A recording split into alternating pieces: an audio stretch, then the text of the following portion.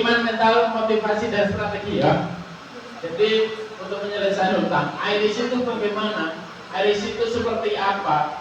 Ilmunya apa saja? Nanti akan dijelaskan oleh beliaunya langsung oleh ketua founder kita.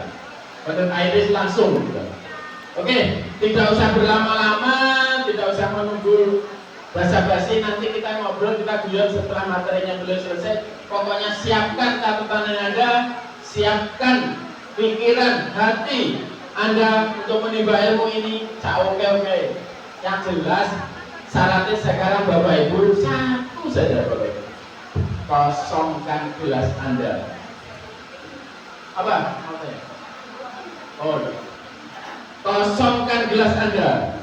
Kalau hari ini Anda membawa ember, uang isi ember Anda hari ini, masuki apapun nanti air yang ada di sini.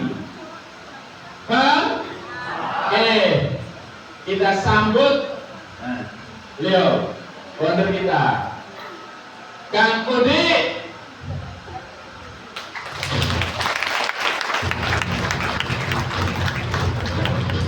Baik, terima kasih Kang Masyaro. Saya duduk di atas dia Bapak Ibu, namun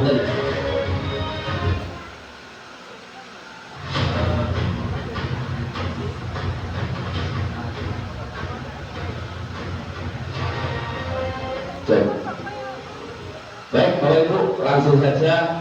Tadi sudah dikasih semangat oleh anak-anak mau betul ini.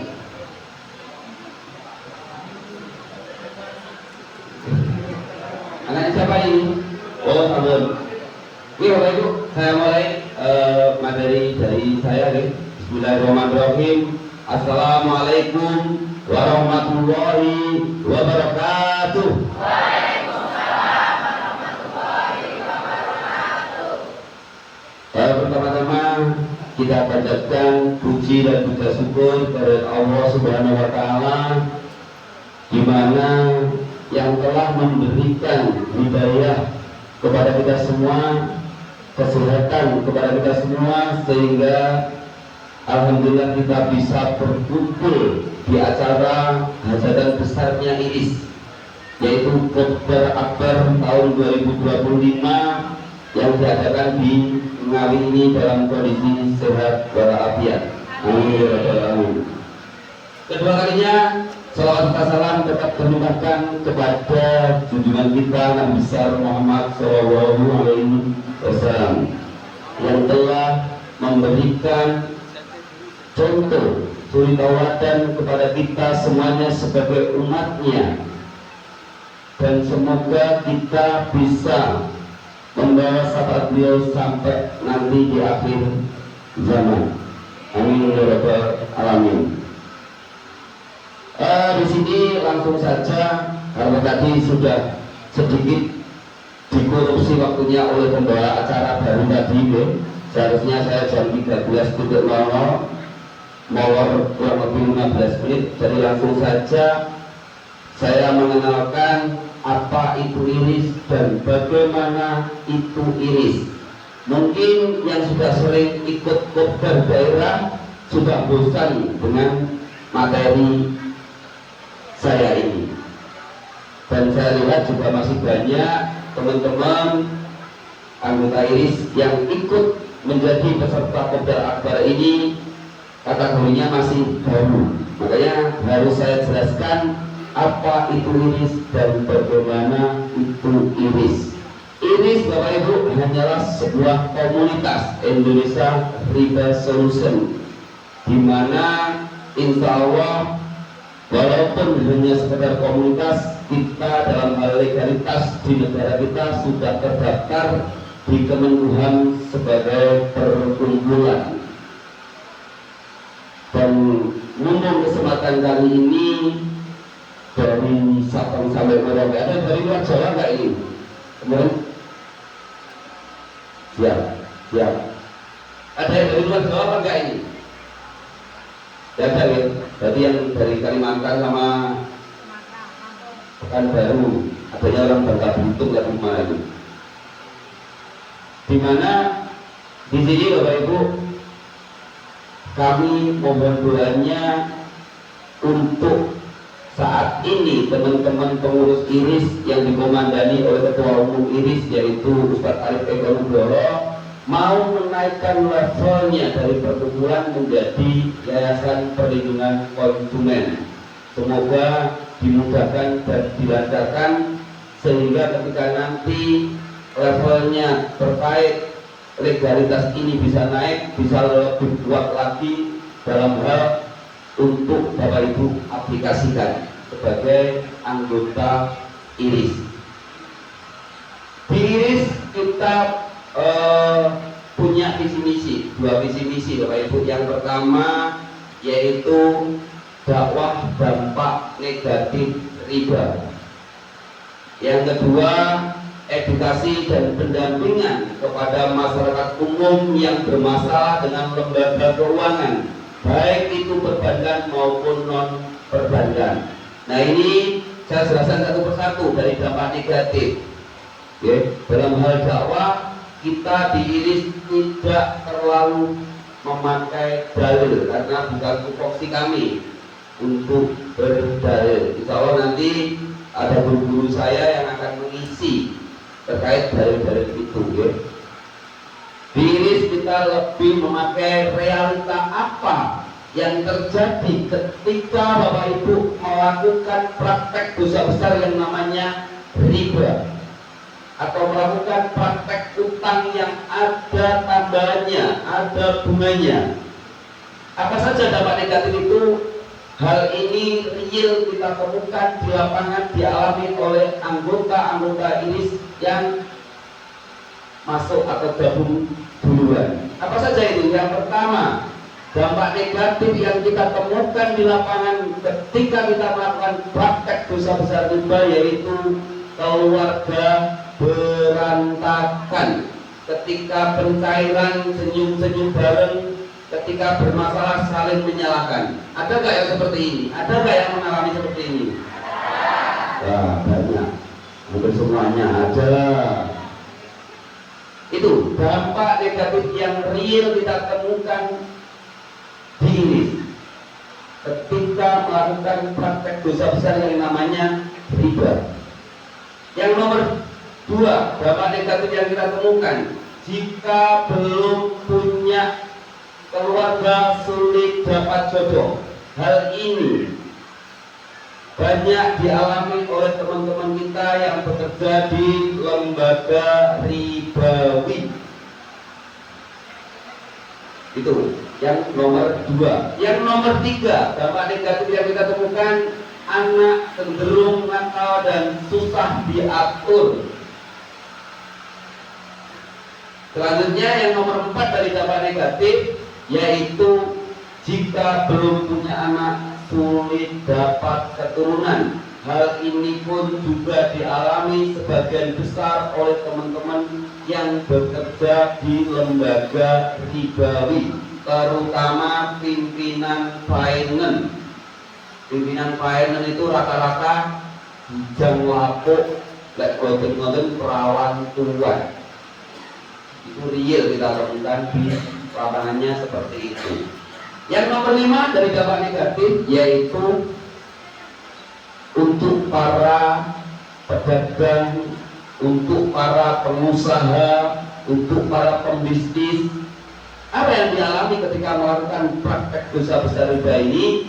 Yaitu stagnan, cuma gitu-gitu aja, tidak ada perkembangannya. Bahkan nomor 6 dari dampak negatif yang kita temukan lanjutan dari dampak negatif yang nomor 5 yaitu berujung bangkrut. Itu di sini ada yang punya utang belum bangkrut? Itu, ya. Jadi yang nomor 6 pasti berujung bangkrut. Yang nomor 7, salah satu dari keluarga kita, baik diri kita, pasangan hidup kita, anak kita, orang tua kita, anak mertua kita, ada yang sakit-sakitan. Hal ini kita temukan 100% dialami oleh rentenir dan pensiunan pimpinan bank. Kita melihat rentenir itu ekspektasinya uangnya banyak, dipinjamkan dengan bunga yang sangat besar. Realitanya mereka ini membutuhkan uang yang sangat besar untuk berobat salah satu anggota keluarganya, pindah rumah sakit, pindah penyakit.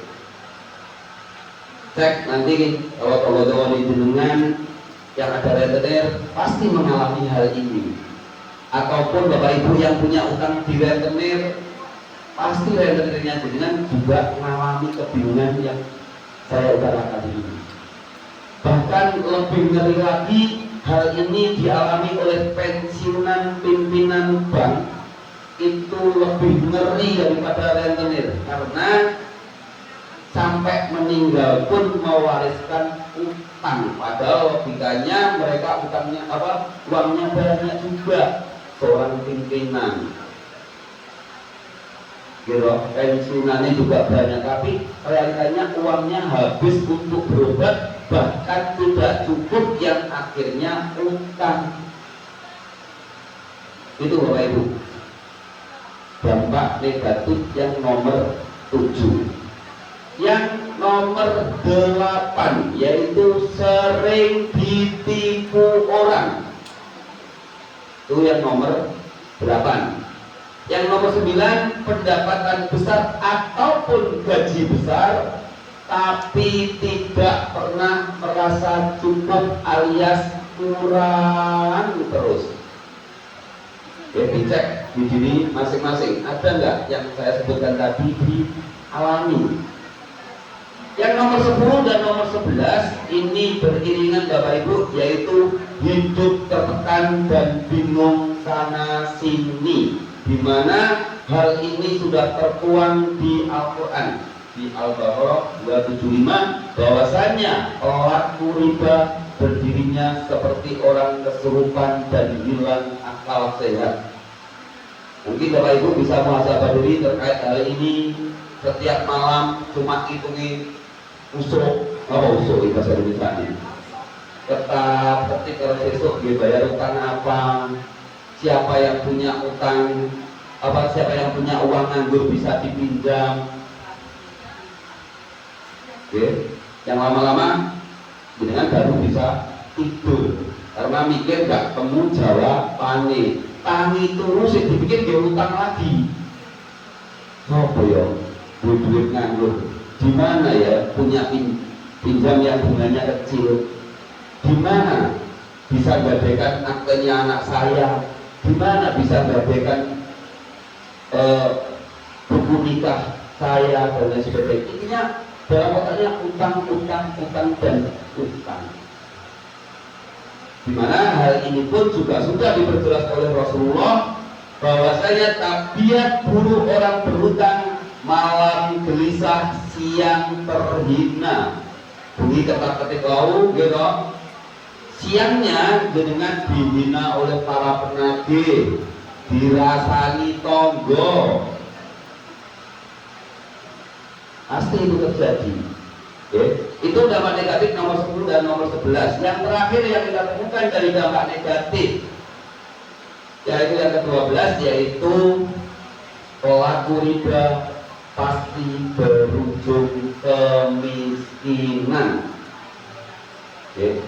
Padahal ketika dengan pencairan dulu mikirnya lera usaha bakal sukses ini, lera usaha lera utang bakal usahanya besar dan lain sebagainya.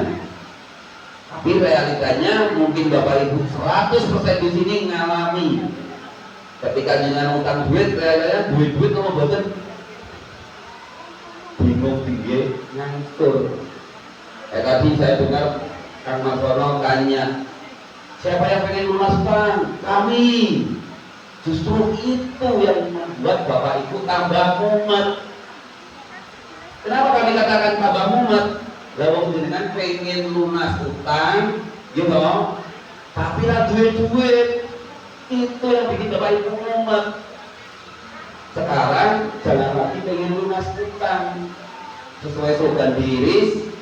Bila lunas itu hanya sekedar bonus ketika Bapak Ibu mau bertobat.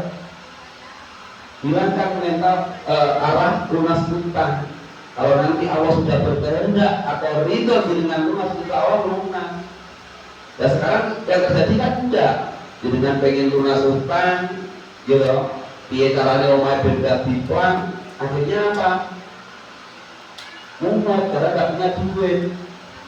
Itu makanya itu juga sudah dinasihkan oleh Rasulullah bahwasanya dalam sebuah hadis dijelaskan yang insya Allah juga sahih diriwayatkan oleh Ibnu Majah, pelaku riba pasti berujung kemiskinan atau hartanya sedikit.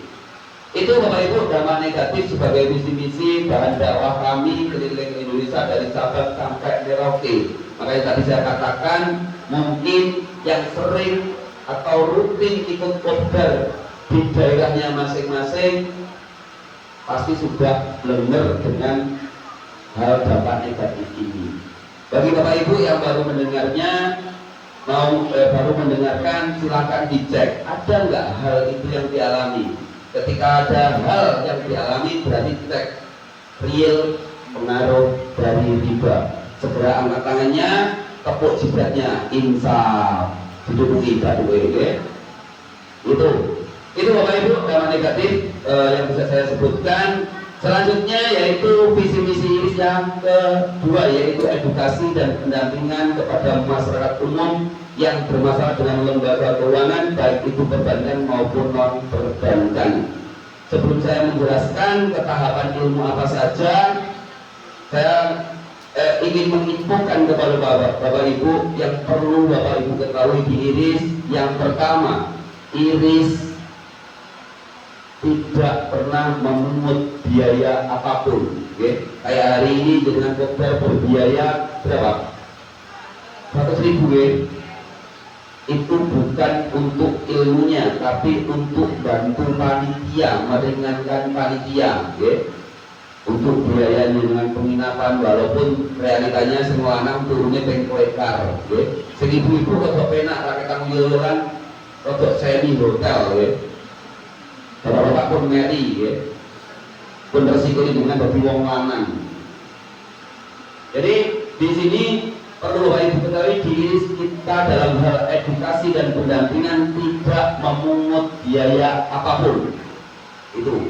Dan yang perlu Bapak Ibu ketahui dalam hal pendampingan pun kita tidak melakukan pendampingan langsung kecuali yaitu terkait finance atau leasing. Itu pun ketika urgent baru kita melakukan pendampingan langsung. Karena kenapa?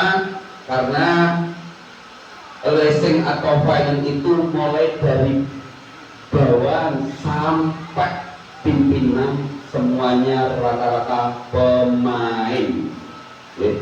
Saya bilang seperti itu mulai pegawai leasing ini nesu. Ada nggak yang masih bekerja di leasing atau mantan leasing? Ya ada ya. Alhamdulillah berarti nggak mungkin berusaha bro. Jadi di sini dalam hal pendampingan mungkin teman-teman yang sudah lama bergabung ya seperti biasanya pendampingan hanya via WA. Mungkin kalau saya lagi sedang ada TikTok dan lain sebagainya.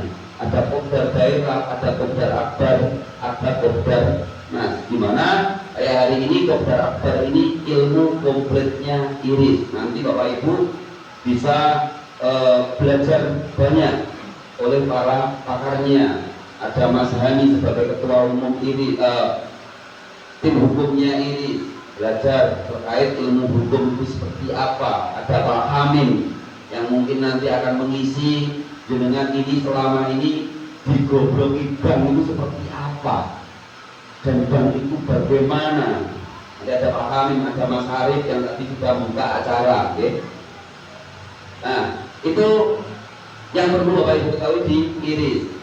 Selain itu selanjutnya yang perlu diketahui di iris kita tidak ada pinjaman dana apapun dan tidak ada bantuan dana apapun. Karena kenapa? Karena iris orang duit, kami yang jenengan foto iris itu betul duit, makanya jenengan udah berumput ini iris orang duit utang lo bisa bayar, makanya berumput ini foto memetik utang, mau pengen mari kan nonton itu. Dan perlu Bapak Ibu ketahui di iris juga tidak mengajak bisnis apapun, perlu diketahui di situ. Bahkan nanti ketika Bapak Ibu terutama yang baru gabung di iris, jangan teriming-imingi ajakan bisnis yang nggak masuk akal. Misalkan apa? Bisnis multi level marketing, karena jenengan sebagai gorim atau gorima atau orang-orang bermasalah dengan utang, target utamanya para pembisnis multi level marketing. Jadi target utamanya adalah orang utang. Ayo, melok bisnis aku bayar 1,5 juta, gue itu pajero, gitu. Dan iming-iming yang lainnya, jangan teriming-iming Bapak Ibu, Kelihatannya itu bukan solusi karena akan menambah masalah. Secara hukum fikih muamalah pun bisnis multi level marketing ini masuk tergolong gharar masir, bahkan bisa menjurus ke arah riba.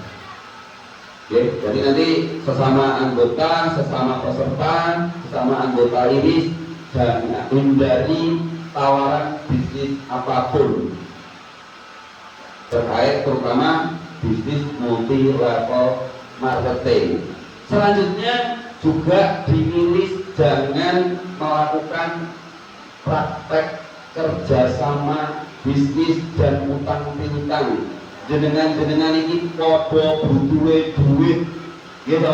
Lek jenengan itu kerjasama bisnis dengan akad baik itu syariah maupun syariah, mesti ambiar, mesti ruwet. Karena podo umete, podo butuh duit. Kemarin kejadian terakhir di Tapal Kuda, yaitu dari Jember sama Lumajang. Baru masuk, kenal, pinjam uang, ditagih akhirnya nggak dijuruse iris, the power of semoyo. Biasa, karena itu tabiat dulu orang berutang menunda-nunda.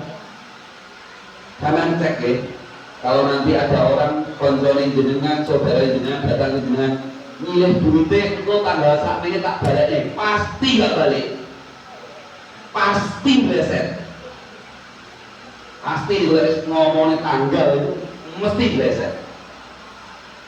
Itu yang perlu diketahui. Berarti dari kami pengurus pusat, jangan ada kerjasama wis, gunakan iris untuk tempat belajar bagaimana mengatasi permasalahan utang-utangnya jenengan, permasalahan amanah utang-utangnya jenengan semuanya.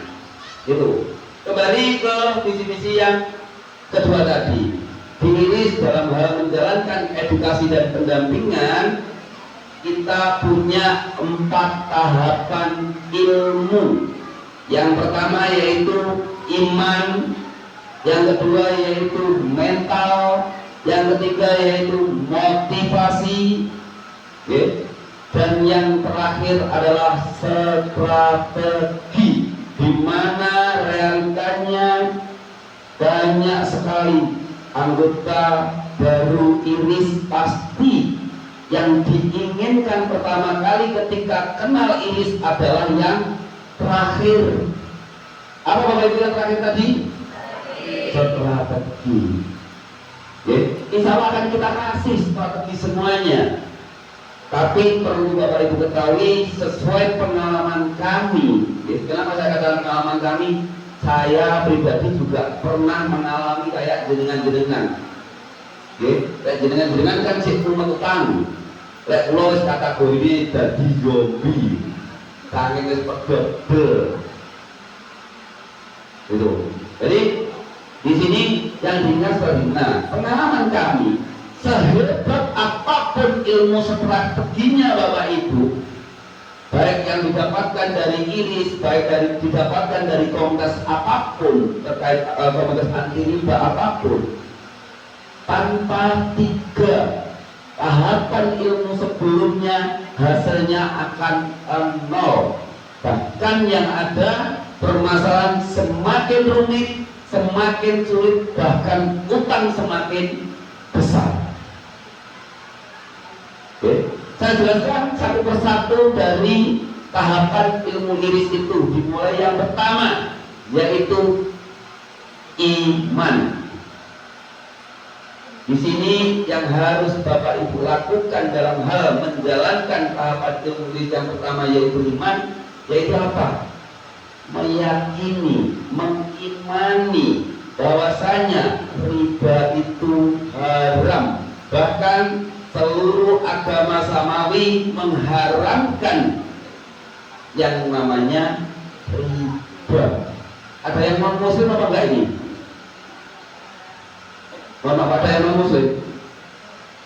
Muslim semua ya? Alhamdulillah.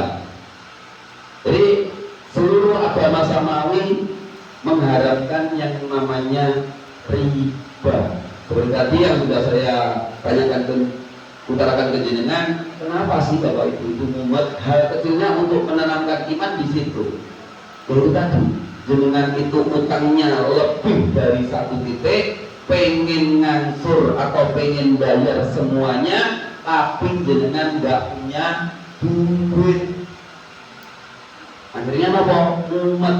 Nah, disinilah dasar pertamanya Bapak Ibu ilmunya. Kenapa jenengan mumet? Secara duniawinya seperti itu tadi, pengen lunas, pengen bayar, pengen ngansur, ngeraguin duit. Tapi secara ikhtiar langitnya itu sudah dinaskan bahwasannya pelaku riba berdirinya seperti orang kesurupan dan hilang akal sehat. Dan di surat selanjutnya di Al-Baqarah 276 dijelaskan Allah akan memusnahkan riba dan melipat gandakan sedekah atau menyuburkan sedekah. Al-Baqarah 276. Artinya di sini bukan nanti riba ini akan dihanguskan oleh Allah di dunia ini, enggak, karena itu sudah penyakitnya dunia. Cuma hal kecilnya yang bisa kita rasakan, keberkahannya tidak ada. Yang awalnya mudah, ternyata mudah kalau boten uang yang dengan pinjam mudah bungane, kalian mudah mumete. Nah, di sini di tahapan ilmu iman, setelah kita mengimani bahwasanya riba ini haram, bahkan untuk menanamkan selain tadi yang saya sebutkan, untuk menanamkan keimanan, perlu Bapak Ibu ketahui di hukum fikih muamalah, riba ini satu-satunya dosa yang dijabarkan oleh Rasulullah sangat detail. Bahkan hitungannya pakai duit, akarannya adalah pakai duit. Itu apa bunyinya? Di hadis tersebut, 1 dirham riba seperti berzina 36 kali. Coba yang pegang HP, silahkan browsing. 1 dirham itu berapa rupiah? Kalau nggak salah saat ini kurang lebih antara 4.500 sampai 5.000 rupiah. Tinggal sudah berapa ribu bahkan juta riba yang jenengan bayar, mulai bunga, denda, dan biaya-biaya tambahan lainnya dibagi 5.000, sama dengan jenengan dikalikan 36 kali. Sudah berapa ribu kali jenengan melakukan zina? Lebih hina mana kita dengan para pelacur di lokalisasi dengan kita melakukan praktek dosa besar yang namanya riba ini, kalau menurut versi hadisnya Rasulullah atau di mata Allah. Di mata masyarakat lebih hina para pelacur, tapi realitanya kalau sesuai hadisnya Rasulullah dan sesuai apa yang digariskan oleh Allah, lebih hina kita sebagai pelaku riba. Siapa pelaku riba? Pelaku riba menurut Rasulullah peminjam, yang mencatat dan saksi-saksi, mereka itu sama. Dan Rasulullah melaknat pelaku riba. Sama tadi artinya apa? Sama-sama berdosa, podo-podo memetelan. Iya, penagih jenengan itu nanti saya bedah semuanya gitu. Penagih jenengan juga pun mulai dari peminjam, yang meminjam. Jadi gak hanya jenengan aja. Penagih itu lebih mumet lagi ketika nagih jenengan mengeluarkan jurus the power of semoyo. Jenengan janjiin surprise. Kalau nagih jenengan gak dapat duit, karena mau pulang ke kantor aja males. Maksudnya kenapa? Karena tugas dia adalah menagih, pulang ke kantor setelah di briefing ternyata nggak entuk tagihan, ketemu anggota iris tambah umat itu. Nah, sesuai harus juga diperjelas Bapak Ibu, selain hitungannya pakai duit, diperjelas bahwasanya dosa terkecil dari riba seperti lelaki menzinai ibu kandungnya sendiri. Nauzubillah min dzalik Bapak Ibu. Jadi real riba itu dosa besar. Walaupun di hadis juga dijelaskan riba kategori dosa besar nomor 4 setelah syirik yang nomor 1, yang nomor 2 adalah sihir, yang nomor 3 adalah membunuh orang dengan sengaja, yang nomor 4 yaitu memakan riba. Nah, di tahapan ilmu iman, ilmu yang pertama yaitu iman ini, selain kita meyakini, mengimani bahwasanya riba ini adalah dosa besar, riba ini adalah yang membuat umat Bapak Ibu, apa yang harus dilakukan lagi Bapak Ibu? Kita diiris punya namanya 8 jurus ampuh bebas utang. Oke. Iya, judulnya 8 jurus ampuh bebas utang. Bebas utang yang dengan inginkan loh. Apa saja 8 jurus ampuh bebas utang ini? Monggo yang mau dicatat silahkan dicatat. Oke. Yang pertama yaitu tobat. Ketika Bapak Ibu tidak bertobat, mustahil masalahnya Bapak Ibu akan selesai. Yang terjadi akan semakin rumit, semakin sulit, dan utang semakin besar. Oke, silakan lakukan pertobatannya sesuai keyakinan masing-masing. Kalau tadi Muslim, mohon maaf, pengalaman kami di lapangan, ketika seluruh agama mengharamkan yang namanya riba, pengalaman kami yang sulit diajak tobat itu teman-teman Muslim. Diajak tobat itu paling angel, padahal kalau mau menjalankan paling mudah, paling ringan daripada agama yang lainnya. Yang paling kasihan itu teman-teman Hindu, karena untuk bertobat mereka harus melakukan ritual pertobatan yang notabene berbayar.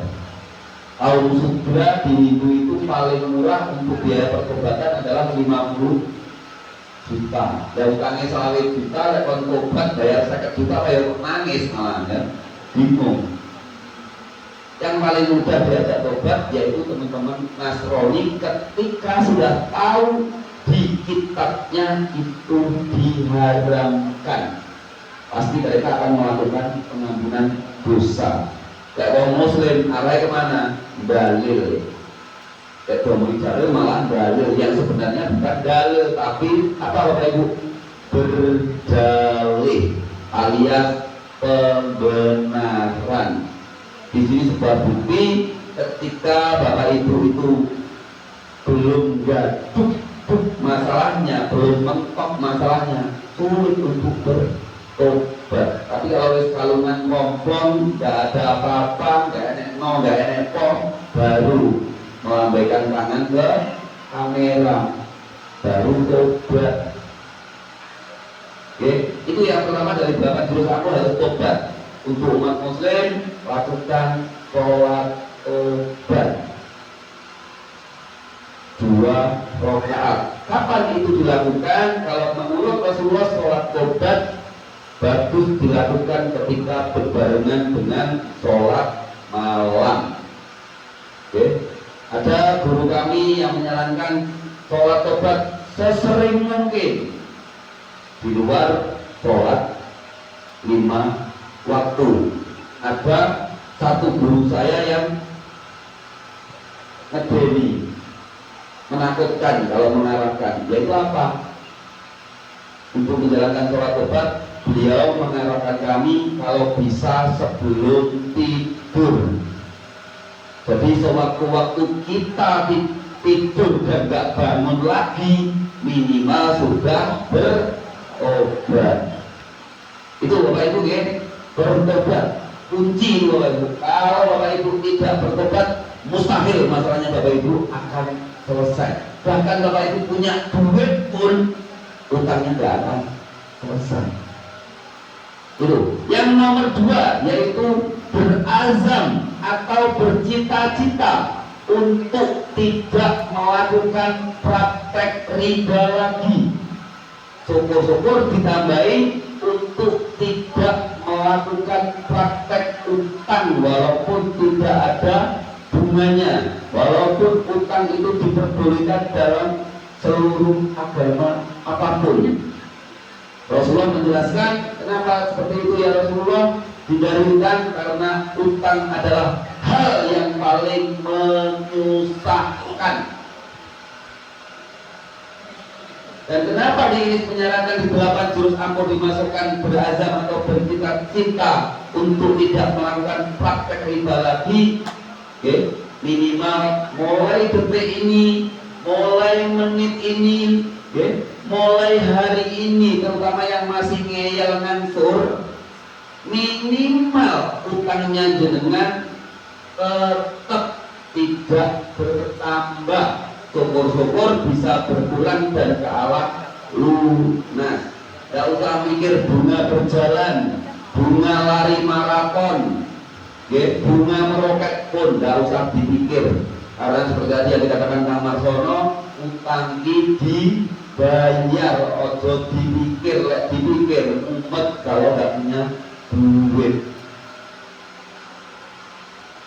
Di sini, jadi stop mengangsur. Kenapa kami memasukkan di Al-Baqarah 278, di mana tadi sudah saya jelaskan di Al-Baqarah 275 dan 276 kondisi kita ketika melakukan praktek dosa besar riba. Di Al-Baqarah 278 Allah memberikan solusi Bapak Ibu. Solusinya apa? Tinggalkan sisa riba yang belum dipungut atau dibayar, dan di hukum perbankan atau di peraturan perbankan pun juga diatur untuk bisa meninggalkan riba atau bunga, denda dan biaya tambahan lainnya harus macet dulu. Bahkan itu diatur di peraturan Mahkamah Agung. Kalau saya nggak hafal lagi, nanti biar Mas Yani yang menjelaskan terkait hal itu. Dan jelas semuanya sudah diatur. Jadi kalau jenengan pengen bayar pokok itu, ya berarti harus macet. Kalau nggak macet, nggak akan bisa dinego. Harus macet. Kalau nggak macet, nggak akan bisa dinego. Itu.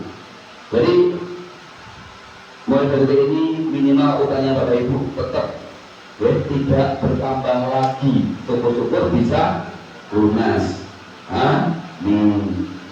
Itu Yang nomor 3 dari 8 jurus ampuh bebas utang yaitu level pasrah kepada Allah ditingkatkan. Di mana Bapak Ibu perlu ketahui, bahkan mungkin Bapak Ibu alami tapi Bapak Ibu tidak menyadari. Apa itu Bapak Ibu? Ketika Bapak Ibu bermasalah dengan utang tidak akan ada satu orang pun yang mau membantu Bapak Ibu. Tidak akan ada satu orang pun yang mampu membantu Bapak Ibu. Tonggo nggak oleh tonggo, tetangga nggak seperti tetangga, saudara nggak seperti saudara, teman nggak seperti teman. Semuanya ketika Bapak Ibu bermasalah dengan utang pasti akan menjauh. Hal bagusnya jenengan nggak dijauhi, mau dirasani atau digibahi yuk. Awakmu kok orang robot utangmu akeh, gak bayar dan lain sebagainya. Oke. Ketika hal itu terjadi sama Bapak Ibu, perlu Bapak Ibu tanamkan apa? Jangan dendam, jangan marah sama mereka, karena mereka pun juga sama-sama mumet podo-podo duwe utang. Cek kalau jenengan sing rasani sampean mesti duwe utang. Koncone sampean sing ngedoi sampean pasti punya utang. Nggih, jenengan merem ngenen gaya wis kabeh duwe utang. Iya Bapak Ibu, itu hasil analisa kami seperti itu. Dan akan ada satu orang pun yang akan mau membantu kita. Oke. Sing awale nyiri BPKB, nyiri sertifikat, ya akhirnya apa? Bertengkar. Ibu asli BPKB malah aku ditagih, ibu iso bayar nih, bisa gak bisa dibayar. Benar dari kabeh, omahku gak diplang dan lain sebagainya.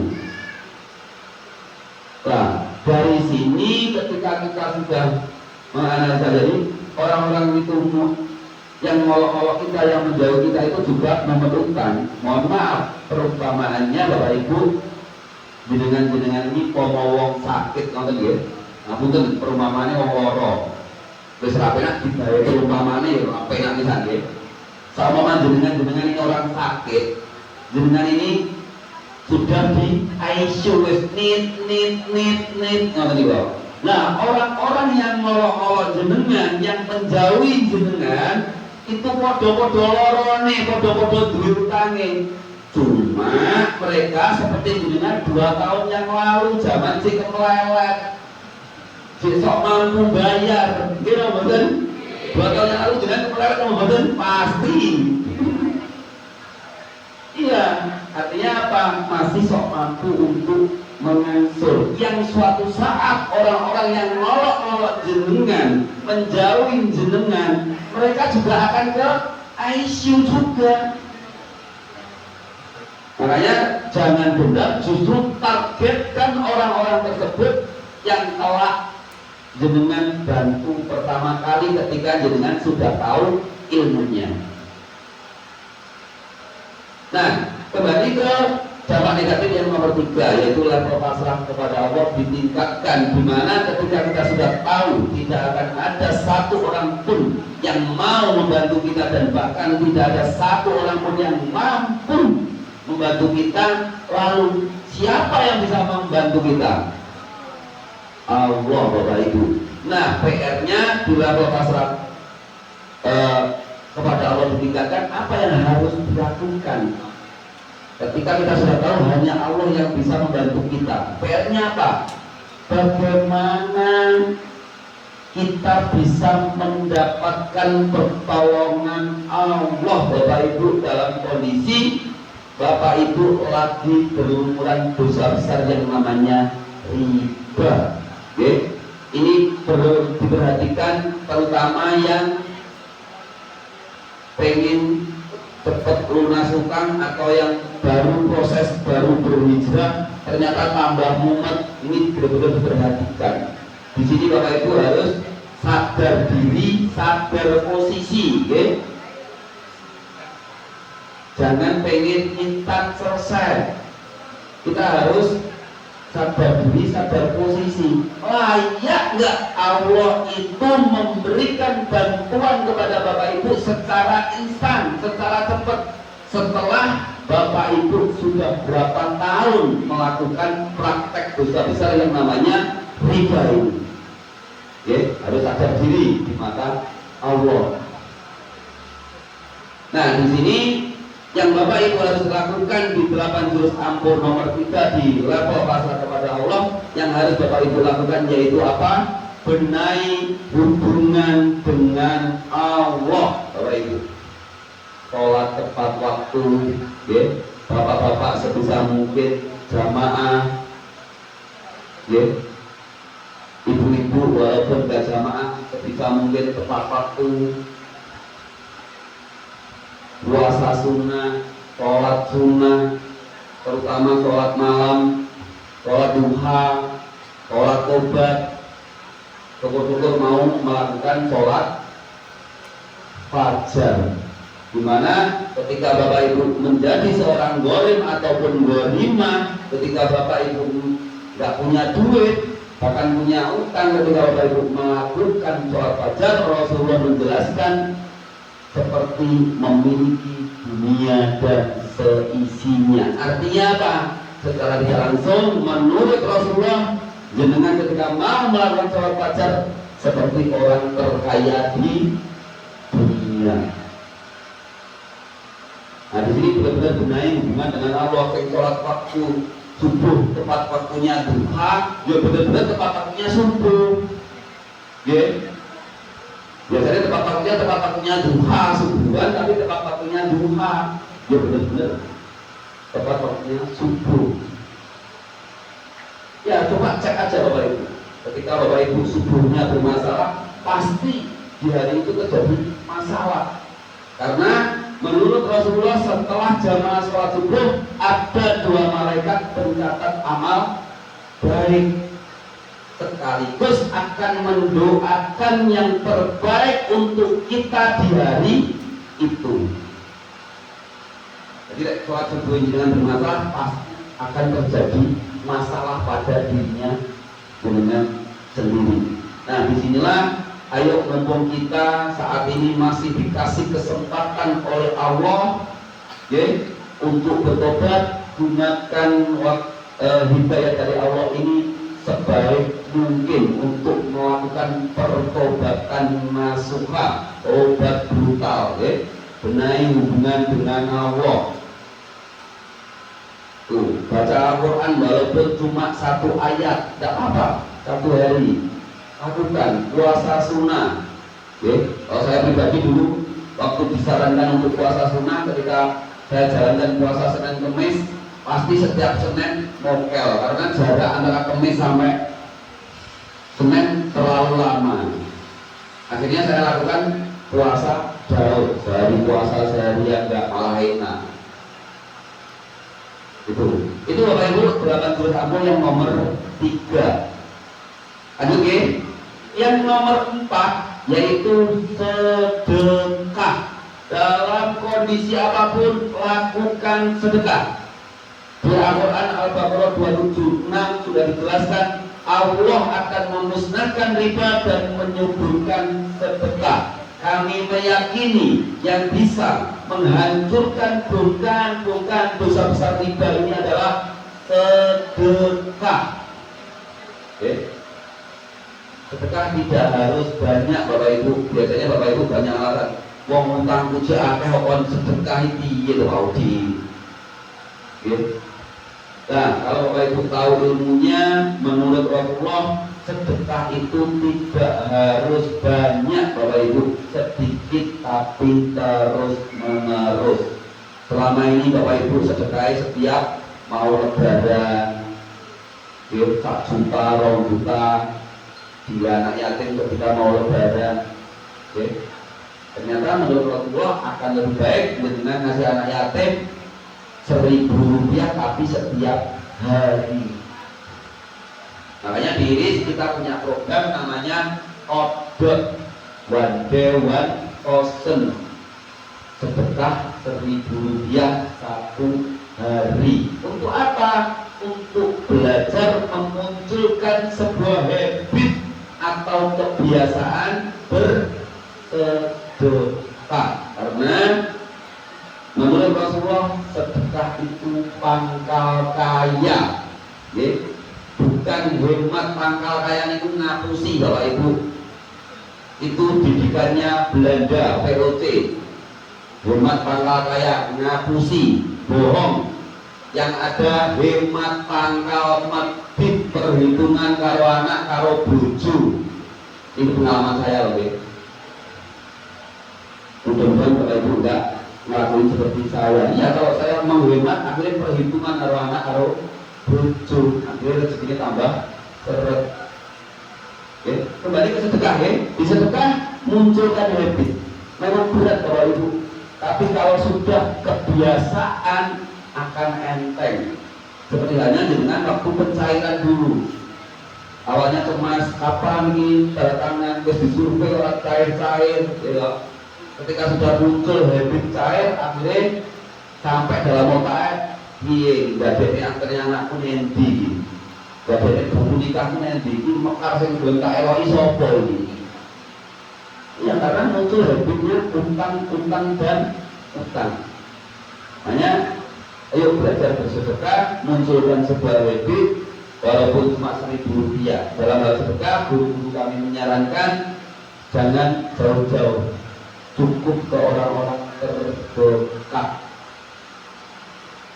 Oke, nanti bisa belajar ilmunya Golden Money Management versi Iris, biar untuk sedekah ada, untuk kondisi darurat kita ada, untuk bayar utang ada, untuk kebutuhan hidup sehari-hari ada. Itu cara mengatur keuangan versinya Iris, di mana di sini pendapatan apapun real purpose itu ada uangnya. Di mana kemarin kita diajari oleh Belanda dalam hal pembukuan, pengeluaran sekian, pendapatan sekian, saldo sekian juta. Okay? Saldo jutaan, realita duitnya yang dompet 2.000 aja lusuh, nggak ada duitnya. Artinya antara catatan dengan realita kondisi keuangan kita beda jauh. Tapi kalau Bapak Ibu mau mengaplikasikan Golden Money Management, nanti bisa cek di YouTube-nya Iris ya. Bapak Ibu bisa real ada uang untuk sedekah, ada uang untuk darurat, ya, BPJS-nya dengan ini baru ada untuk bayar utang, dan ada pos untuk meja city atau kebutuhan hidup sehari-hari. Cukup gak cukup dipetakan seperti itu, dimana nanti akan muncul yang namanya simplicity atau kesederhanaan hidup.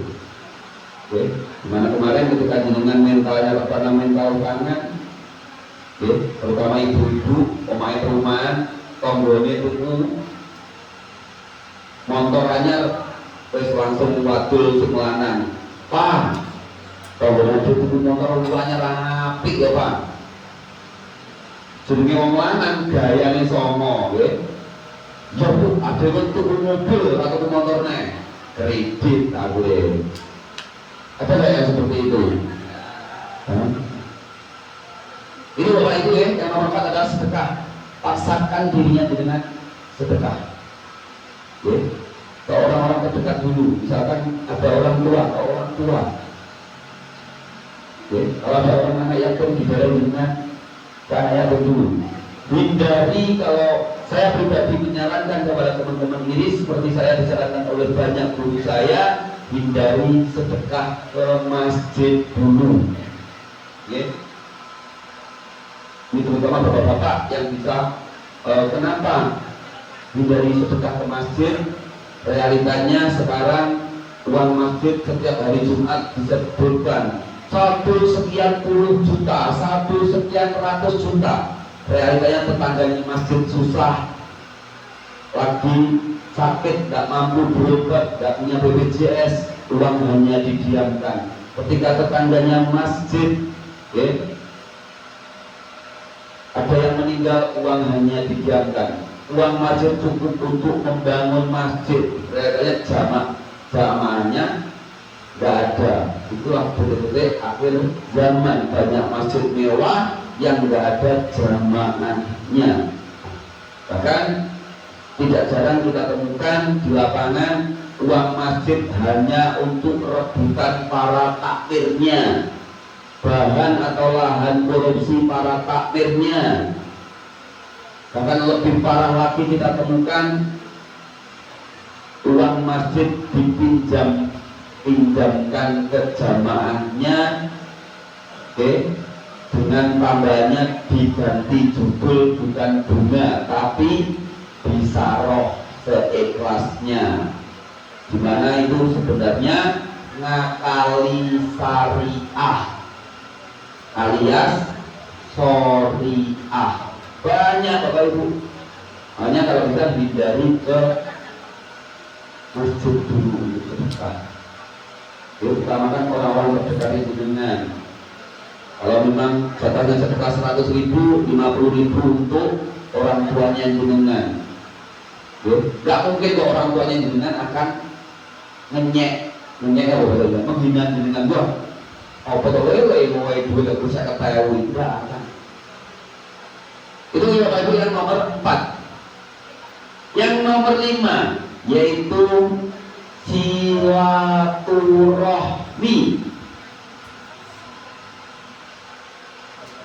Utang pemutus silaturahmi nomor 1. Utang pemutus silaturahmi nomor 1. Gara-gara utang jenengan dengan saudara bertengkar, gara-gara utang jenengan dengan teman bertengkar, gara-gara utang jenengan sama tetangga bertengkar. Apa yang harus dilakukan di 8 jurus ampun nomor 5 ini Bapak Ibu? Dalam hal silaturahmi ini, ketika sudah tahu utang itu pemutus silaturahmi nomor 1, apa yang harus dilakukan? Catat orang-orang yang pernah bermasalah dengan Bapak Ibu. Dicatat semuanya, berapapun orangnya, baik Bapak Ibu yang salah maupun mereka yang salah, catat satu persatu semuanya. Setelah dicatat semuanya, datangi satu persatu dan minta maaf. Masalah nanti dimaafkan nggak dimaafkan itu urusannya Allah. Siapa tahu Bapak Ibu, ketika Bapak Ibu mengaplikasikan 8 jurus ampun nomor 5 ini, Allah menitipkan rezekinya lewat musuh-musuhnya jenengan. Ketika jenengan tidak mau minta maaf kepada musuh-musuhnya jenengan, maka rezeki yang dititipkan Allah lewat musuh-musuhnya jenengan tidak akan sampai ke tangannya jenengan. Itu silaturahmi ini paling berat Bapak Ibu kalau pengalaman saya pribadi. Karena saya itu terkenal wong ruwet, ada 473 orang yang bagi saya punya masalah dengan saya.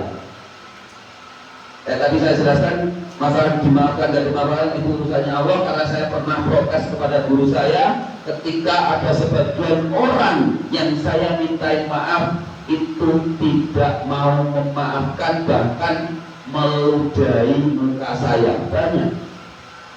Tapi pengalaman saya juga ada hal seperti itu, tapi juga ada hal ketika saya minta maaf Bapak Ibu, saya dikasih uang Bapak Ibu, dan tidak wajarnya orang ngasih uang. Wajarnya orang ngasih uang itu 100.000, 50.000, 1 juta. Ini saya dikasih 100 juta, bukan dipinjami tapi dikasih. Dan bahkan tidak berhenti sampai di situ. Setelah saya minta maaf, saya dikasih uang. Setelah saya dikasih uang, saya cerita permasalahan hidup saya. Akhirnya saya dikasih pekerjaan. Dari situlah mulai saya bisa membayar amanah-amanah utang. Dimana sebelumnya kurang lebih 8 bulan sebelumnya itu saya bingung kayak dengan saat ini. Duwe utang, asetnya sudah habis, hutang saya waktu itu hanya 879 juta. Sudah tidak punya aset, sudah tidak punya pekerjaan. Karena sebelum terjadinya hutang 879 juta ini, awalnya hutang saya 2,4 miliar. Karena saya sok pinter, sok mampu, saya berusaha menjual aset-aset saya. Setelah 3 rumah dan beberapa unit mobil saya jual, ternyata masih minus karena belum tahu ilmunya Bapak Ibu. Setelah habis barulah dapat ilmunya. Tapi alhamdulillah ketika saya kembalikan semuanya kepada Allah, saya jalankan 8 jurus ampuh ini step by step dan secara istiqomah dalam waktu 9 bulan. Walaupun saya nggak punya duit, nggak punya pekerjaan, nggak punya aset yang dijual, alhamdulillah bisa lunas utang 879 juta itu. Padahal kemarin ketika punya aset, secara matematikanya seharusnya hanya menjual 2 rumah dan beberapa mobil saya sudah selesai. Saya bisa masih punya rumah 1 unit. Tapi semuanya itu caranya Allah. Bahkan akhirnya saya menjadi gelandangan. Anak pengen tidur kasur, saya tidurkan rumah sakit. Iya, tidur di depan kantor-kantorannya nggak ada satpamnya, lemehan banner, selimutan banner, bantalan banner, itu pun banner colongan, banner curian. Karena kenapa? Kalau banner lama nanti anak saya bisa sakit, flu dan lain sebagainya. Jadi banner baru dipasang malam itu, orangnya pergi, saya ambil banner rokok itu sampai 3 bulan. Okay? Itu Bapak Ibu 8 jurus ampuh yang nomor 5.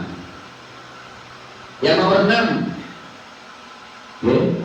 Yang nomor 6 dari 8 jurus ampuh yaitu minta maaf kepada orang tua, terutama ibu. Jika sudah meninggal, doakan yang terbaik buat almarhum maupun almarhumah. Okay. Jadi ketika jenengan orang tua masih ada, datangi, okay. Utarakan kondisi jenengan apa adanya, bahwasanya jenengan punya utang, bahkan lagi terlilit utang dan belum bisa bayar, dimana selama ini jenengan tutup-tutupi dengan alasan nggak mungkin tahu ibu saya tahu, mungkin jantungan, mungkin sakit. Kelihatannya apa yang terjadi? Ya sakit beneran. Karena kenapa seperti itu? Allah sesuai prasangka hambanya. Ketika Bapak Ibu berprasangka positif, insya Allah hasilnya akan positif. Tapi sebaliknya ketika Bapak Ibu berprasangka negatif, maka hasilnya akan negatif. Nah, sekarang paksakan diri untuk jujur kepada orang tua. Dimana kemarin, jenengan-jenengan di hadapan orang tua sok jadi Superman, tapi setengah-setengah. Kenapa saya katakan setengah-setengah dari Superman ini? Karena saya pakai jening jero, running jobo, Superman tenanan saya pakai ning jobo. Artinya apa? Itu hanya sekedar alasannya jenengan aja, dimana alasan itu selalu masuk akal. Lagi dijamin, kecil wakil lagi ngomong. Jadi di sini minta maaf kepada ibu. Ketika nanti bapak ibu sudah minta maaf, sudah mengutarakan kondisinya bapak ibu apa adanya ini,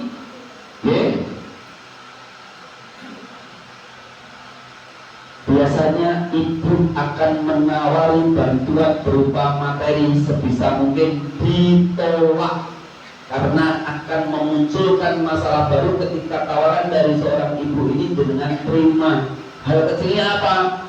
Dulu sampean iri, tapi dibayarin utangnya, aku ada bayari.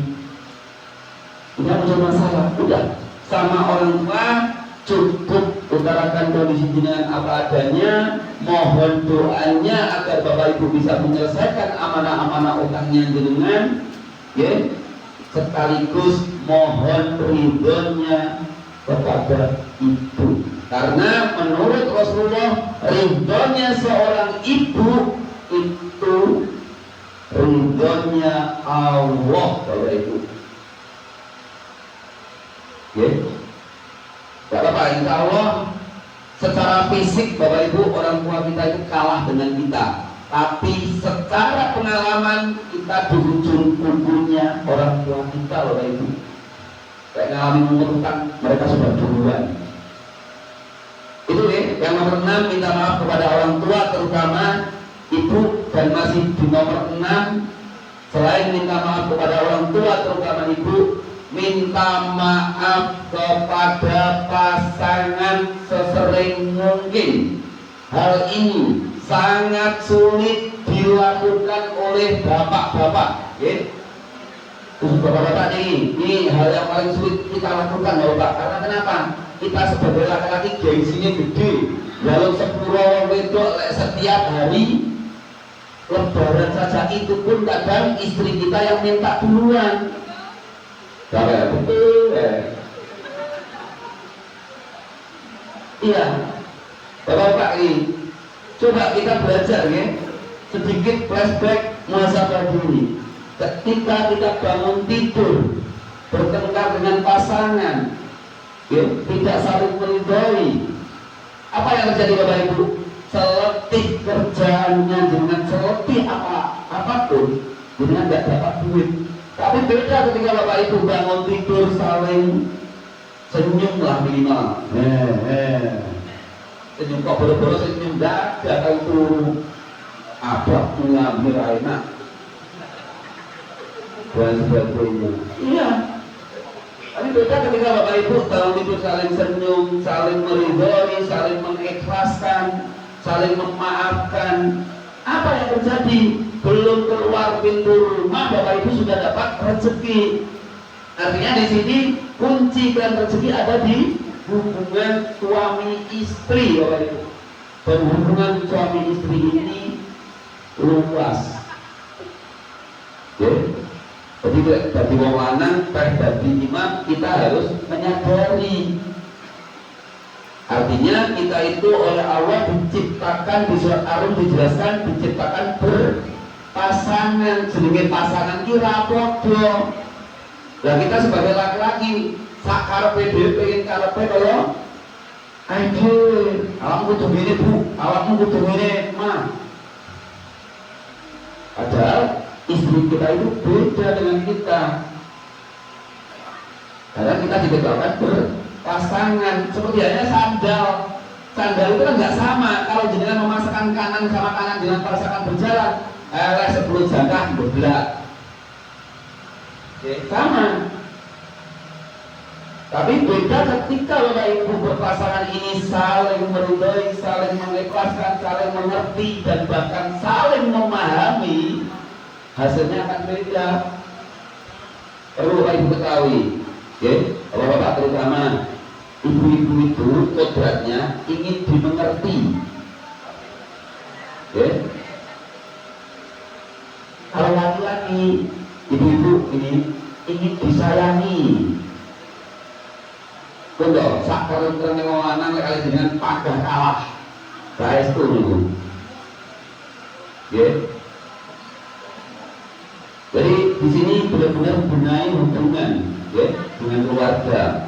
Dan masih di nomor 6 Bapak Ibu, selain minta maaf kepada orang tua terutama ibu, minta maaf kepada pasangan, ya, minta maaf kepada anak, karena anaklah korban sebenarnya kita melakukan praktek dosa besar yang namanya riba.